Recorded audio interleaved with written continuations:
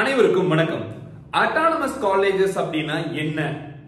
ஒரு கல்லூரிக்கு அட்டானமஸ் அங்கீகாரம் எதற்காக கொடுக்கறாங்க? இந்த வீடியோல தமிழ்நாட்டில் இருக்க பல அட்டானமஸ் காலேஜஸ் எப்படி அந்த அங்கீகாரத்தை வாங்கினாங்க, நார்மலா இருக்கிற ஒரு கல்லூரிக்கும் அட்டானமஸ் அங்கீகாரம் வாங்கின கல்லூரிக்கும் உண்டான வித்தியாசம் என்ன, இந்த மாதிரி பல விஷயங்களை பத்தி நம்ம டிஸ்கஸ் பண்ண போறோம். நிறைய வீடியோஸ் யூடியூப்ல அட்டானமஸ் காலேஜ் லிஸ்ட் எல்லாம் இருக்கு. பட் அட்டானமஸ்னா என்னங்கிறது நார்மலா இருக்க ஒரு பேரண்ட்டுக்கு, first time engineering counselling attend பண்ற ஸ்டூடெண்ட்டுக்கு இத பத்தி எதுவுமே தெரியாது. இந்த வீடியோல அத பத்தி தெளிவா பார்க்க போறோம். ஒரு கல்லூரி அட்டானமஸ் அங்கீகாரம் வாங்கணும்னா யுனிவர்சிட்டி கிராண்ட்ஸ் கமிஷன் சொல்லிட்டு இந்தியாவோட யுனிவர்சிட்டி எல்லாத்துக்குமே தலைமையிடமா சொல்லப்படுற அந்த யுஜிசி அப்படிங்கிற மாதிரி இருக்கிற அந்த ஒரு பாடி இருக்கு இல்லைங்களா? சோ அவங்க தான் வந்து இந்த அங்கீகாரத்தை கொடுக்கறாங்க. அவங்க ஒரு 7 கிரைட்டீரியா வச்சிருக்காங்க. அந்த 7 கிரைட்டீரியா அட்டெண்ட் பண்ணாதான் ஒரு கல்லூரி அட்டானமஸ் அப்ளிகேஷனே போட முடியும். அந்த அப்ளிகேஷன் அப்ரூவல் ஆனதுக்கு அப்புறம் அந்த கல்லூரிக்கு அட்டானமஸ் அங்கீகாரம் கொடுப்பாங்க. இந்த அட்டானமஸ் அங்கீகாரம் வாங்கும்போது ஒரு கல்லூரிக்கு பல வகைப்பட்ட நல்ல விஷயங்கள் கிடைக்கும். அதே சமயம் அந்த நல்ல விஷயங்கள் அங்க படிக்கும் மாணவருக்கும் போய் சேருங்கிறது தான் இங்க ரொம்ப முக்கியமானது. நம்ம சேனலுக்கு ஃபர்ஸ்ட் டைம் வந்திருக்க பேரண்ட்ஸ், ஸ்டூடெண்ட்ஸ் யாராக இருந்தாலும் நம்ம சேனலை சப்ஸ்கிரைப் பண்ணிக்கோங்க. தமிழ்நாட்டுல இன்ஜினியரிங் அட்மிஷன்ஸ் போகணும்னு நினைக்கிறவங்களுக்கு இங்க இருக்கிற 90க்கும் மேற்பட்ட அட்டானமஸ் கல்லூரிக்கான லிஸ்ட் வந்து ரெடி பண்ணிட்டு இருக்கோம். முதல்ல ஒரு 85 இருந்தது, 80 இருந்தது. ஆனா இப்போ போன வருஷம் ஒரு ரீசெண்டா வந்து பார்த்தோம்னா ஒரு 5-6 கல்லூரிகளுக்கு அட்டானமஸ் அங்கீகாரம் கொடுத்தாங்க. 2 நாள் முன்னாடி, ஜஸ்ட் 2 days பிஃபோர், ஏப்ரல் 10ஆம் தேதியோ 11ஆம் தேதியோ இன்னுமே ஒரு சில கல்லூரிகளுக்கு வந்து யுஜிசி வந்து அட்டானமஸ் அங்கீகாரம் கொடுத்திருக்காங்க. சோ அதனால தெளிவான லிஸ்ட் ரெடி பண்ணிட்டு இருக்கோம். கூடி சீக்கிரம் அந்த வீடியோவும் வரும். சோ நிறைய கல்லூரிகள் அட்டானமஸ் அங்கீகாரம் வாங்குறாங்க. இது எப்படி பாசிபிள் அப்படிங்கறத பத்தி பேச போறோம். சோ இந்த லிஸ்ட் மட்டும் இல்லங்க, நம்ம சேனல்ல நீங்க நிறைய கரியர் கைடன்ஸ் வீடியோஸ் பார்க்கலாம். சோ சப்ஸ்கிரைப் பண்ணிக்கோங்க. At the same time bell ஐகானையும் பிரஸ் பண்ணிக்கோங்க. இந்த வீடியோ உங்களுக்கு யூஸ்ஃபுல்லா இருந்ததுன்னா லைக் பட்டனை பிரஸ் பண்ணுங்க. பலருக்கும் இந்த வீடியோ போய் சேரும். இப்போ வீடியோவோட முக்கியமான கண்டென்ட்குள்ள வரலாம். இன்ஜினியரிங் சேரணுங்கிற மாணவன் அஃபிலியேட்டட் கல்லூரிகள் பார்க்கலாம், அதே சமயம் அட்டானமஸ் கல்லூரிகள் பார்க்கலாம். கல்லூரிகள் அப்படிங்கிற மாதிரி கேட்டகரி எடுத்தா அண்ணா யூனிவர்சிட்டி கீழே அஃபிலியேட்டட் காலேஜஸ் பார்த்தோம்னா ஒரு 450க்கும் மேற்பட்ட இன்ஜினியரிங் காலேஜஸ் இருக்கு. இதுல 90 காலேஜஸ் பக்கம் தான் அட்டானமஸ் அங்கீகாரம் வாங்கியிருக்காங்க. அதாவது அந்த 90 காலேஜுமே அண்ணா யூனிவர்சிட்டி கீழே தான் வரும். பட் இருந்தாலும் அவங்க தனிமையில இயங்க முடியும், தன்னாட்சியா அவங்க எந்த ஒரு முடிவையும் அவங்க கல்லூரிக்குள்ள எடுத்துக்க முடியும். நிறைய விஷயங்களை சிலபஸ்ல சேஞ்ச் பண்ண முடியும். அவங்களோட கரிக்குலம்ல அவங்களுக்கு வேணுங்கிற மாதிரி மாத்தி அமைக்க முடியும். பசங்களுக்கு அவங்களாவே கொஸ்டின் பேப்பர் சூஸ் பண்ண முடியும். கொஸ்டின் பேப்பர் திருத்துற வேலையுமே அவங்க கல்லூரியே பார்த்துக்கலாம்.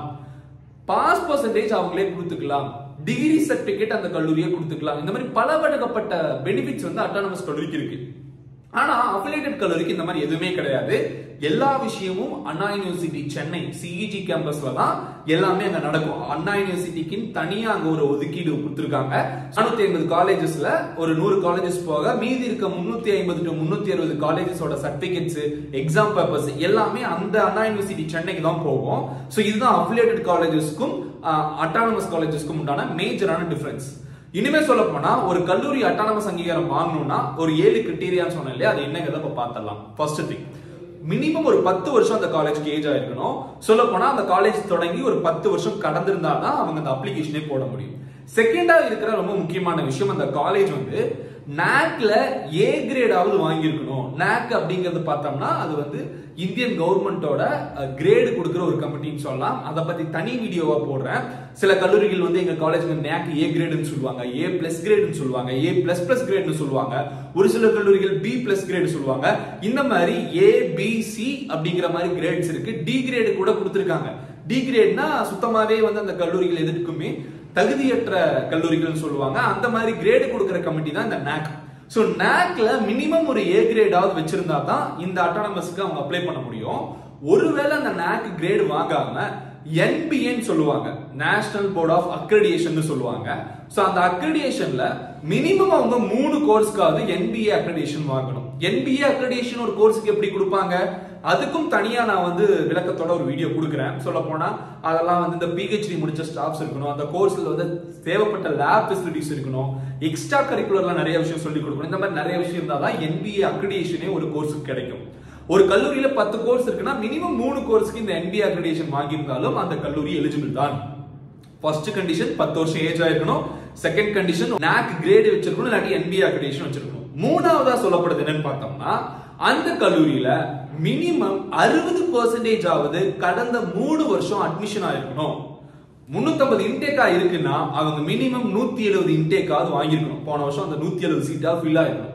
இப்படி ஒரு கல்லூரி லாஸ்ட் 3 வருஷம் இருந்தாதான் அவங்க வந்து 3வது கண்டிஷன் எலிஜிபிள் ஆகுறாங்க. 4வதா கொடுக்கப்படுற கண்டிஷன் என்னன்னா பாஸ் பர்சன்டேஜ். 100 பேர் படிக்கிறாங்கன்னா அதுல 70% ஆவது மாணவர்கள், அதாவது 70 மாணவர்களாவது பரீட்சையில பாஸ் ஆயிடும். ஏன்னா காலேஜ் போகும்போது பசங்க பாஸ் பண்றதே ரொம்ப கஷ்டமா இருக்கு இல்லையா? சோ அதனால இந்த பாஸ் பர்சன்டேஜ் 70% ஆவது இருக்கணும்னு சொல்றாங்க. அதுவுமே மினிமம் ஒரு 3 வருஷத்துக்கு சொல்லப்படுது. சோ அந்த பாஸ் பர்சன்டேஜ் 70க்கு கீழ இருந்தாலுமே அந்த 4வது எலிஜிபிலிட்டியை அவங்க தவற விடுறாங்க. அதனால அவங்களுக்கு அட்டானமஸ் போக முடியாது. இது ரொம்ப ரொம்ப முக்கியமான ஒரு சில 4 கேட்டகரிஸா பார்க்கப்படுது. 5வதா சொல்லப்படுறது என்னன்னு பார்த்தோம்னா ஃபேக்கல்ட்டியோட எக்ஸ்பீரியன்ஸ் மினிமம் 4 இயர்ஸ்ங்க. அதாவது அங்க வேலை செய்யற ஃபேக்கல்டிஸ் வந்து 4 வருஷமாவது எக்ஸ்பீரியன்ஸ் ஆகிக்கணும். சில காலேஜ்ல என்ன பண்ணுவாங்கன்னு பார்த்தோம்னா பிஇ முடிச்ச பசங்களை அப்படியே தூக்கி வேலைக்கு போட்டுருவாங்க. அப்பதான் ஃப்ரெஷரு, அவங்க இப்பதான் படிச்சுட்டு வந்திருப்பாங்க.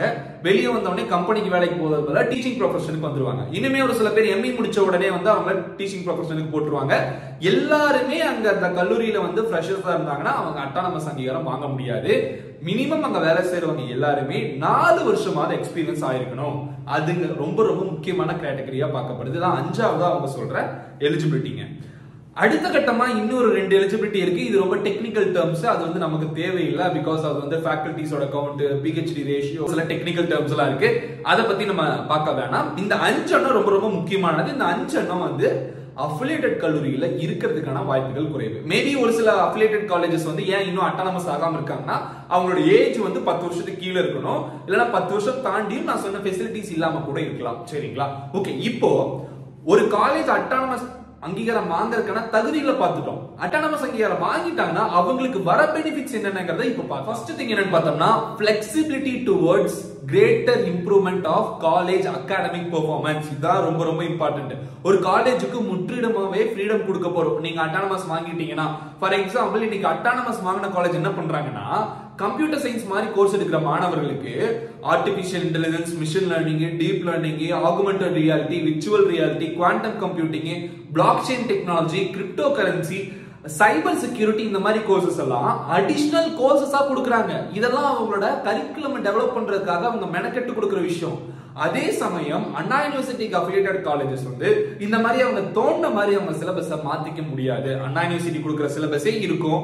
ஒருவேளை இந்த கல்லூரி மெனக்கெட்டு பண்ணணும்னா எக்ஸ்ட்ரா டைமா வேல்யூ ஆடட் கோர்சஸா பசங்களுக்கு கொடுக்கலாமோ தவிர சிலபஸ்ல இந்த விஷயங்களை மாத்த முடியாது. ஆனா அட்டானமஸ் கல்லூரிகள் இந்த மாதிரி டெவலப்மெண்ட் பண்ண முடியும். இதெல்லாம் ரொம்ப அட்வான்ஸ்டான கோர்சஸா சொல்லப்படுது. ட்ரிபிள் இ படிக்கிற பையன் எலக்ட்ரிக் வெஹிக்கிள் சம்பந்தப்பட்டது ஒரு பேப்பரா எடுத்து படிக்காம ஒரு செமஸ்டர் ஃபுல்லாவே எடுத்து படிக்கிற அளவுக்கு அந்த அட்டானமஸ் கல்லூரிகள் வேணும்னா மாத்திக்கலாம்.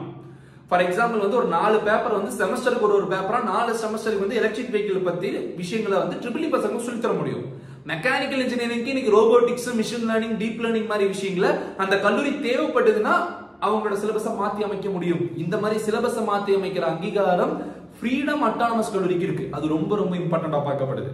அவங்க எப்படியெல்லாம் இம்ப்ரூவ்மெண்ட் பண்ணணுமோ அப்படியெல்லாம் இம்ப்ரூவ்மெண்ட் பண்ணிக்கலாம். இதுதான் அட்டானமஸோட முதல் கட்ட பெனிஃபிட்டா பார்க்கப்படுது. அதுக்கு அடுத்த கட்டமா choice based credit system. Choice based credit system பத்தி சொல்லணும்னு பார்த்தோம்னா ஸ்டூடெண்ட்ஸ் அவங்களுக்கு தேவைப்பட்ட கோர்ஸ் அவங்க எடுத்து படிச்சுக்கலாம். இன்னைக்கு நான் மெக்கானிக்கல் இன்ஜினியரிங் எடுக்கிறேன். ஆனா எனக்கு வந்து செகண்ட் இயர்ல நான் வந்து மிஷின் லேர்னிங் இன்ஜினியரா மாறணும்னு விருப்பப்படுறேன்னு வைங்களேன். நான் எலெக்டிவ் பேப்பர்ஸ் எல்லாமே நான் மிஷின் லேர்னிங் சம்பந்தப்பட்டதை எடுத்து படிச்சுக்கலாம்.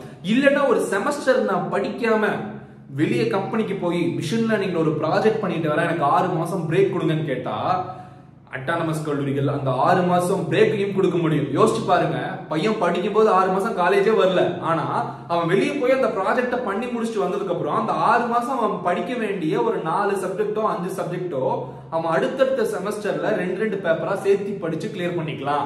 இதெல்லாம் அட்டானமஸ் கல்லூரிகளுக்கு இருக்கிற one and only benefit.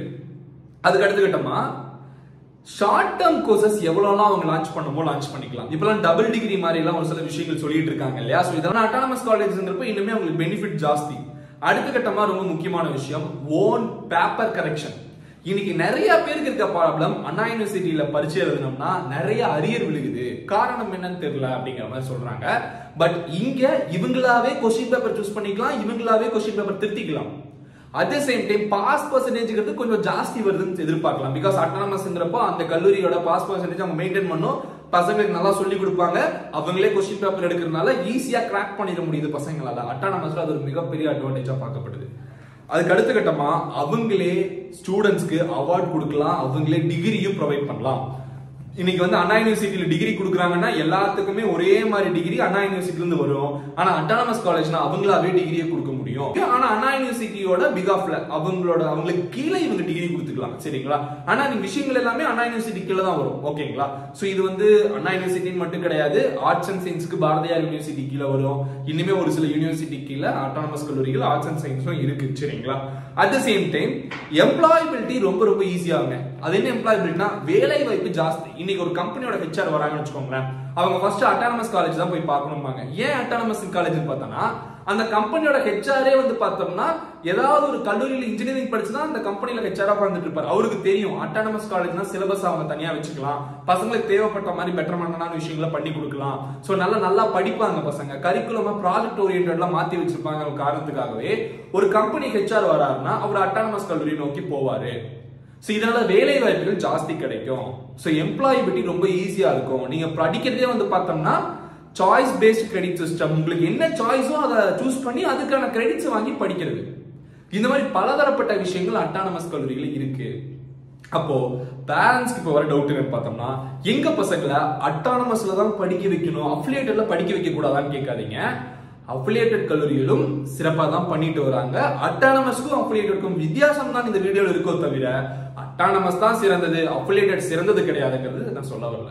Because இன்னைக்குமே வந்து பார்த்தோம்னா இந்த 10 வருடங்களை டச் பண்ணாத சிறந்த கல்லூரிகள் டாப் ரேங்கிங்ல இருக்காங்க. அண்ணா யூனிவர்சிட்டியில் ரேங்க் ஹோல்டர்ஸ் ப்ரொவைட் பண்ணிட்டு வராங்க. இந்த மாதிரி இருக்க அஃபிலியேட்டட் காலேஜஸையும் நீங்க சூஸ் பண்ணலாம். நாக்ல நல்ல கிரேட் வச்சிருக்க கல்லூரிகளும் இருக்கு, என்பிஏ அக்ரெடிட்டட் கோர்சஸ் வச்சிருக்க கல்லூரிகளும் இருக்கு. அதை பத்தி அடுத்தும் வர வீடியோஸ்ல பார்க்கலாம். முக்கியமா சப்ஸ்கிரைப் பண்ணி வச்சுக்கோங்க, எந்த வீடியோஸையும் மிஸ் பண்ணாதீங்க. எல்லாத்துக்கும் நம்ம சேனலை ஷேர் பண்ணுங்க. அட்டானமஸ் கல்லூரியை பத்தின உண்மையான தகவல்கள் என்ன, எதுக்காக அட்டானமஸ் சூஸ் பண்ணுங்கிற விஷயம் உங்களுக்கு புரிஞ்சிருக்கும்னு நினைக்கிறேன். அப்படி புரிஞ்சதுன்னா மறக்காம லைக் பட்டனை பிரஸ் பண்ணுங்க, உங்க ஃப்ரெண்ட்ஸ்க்கும் இந்த வீடியோஸை ஷேர் பண்ணுங்க.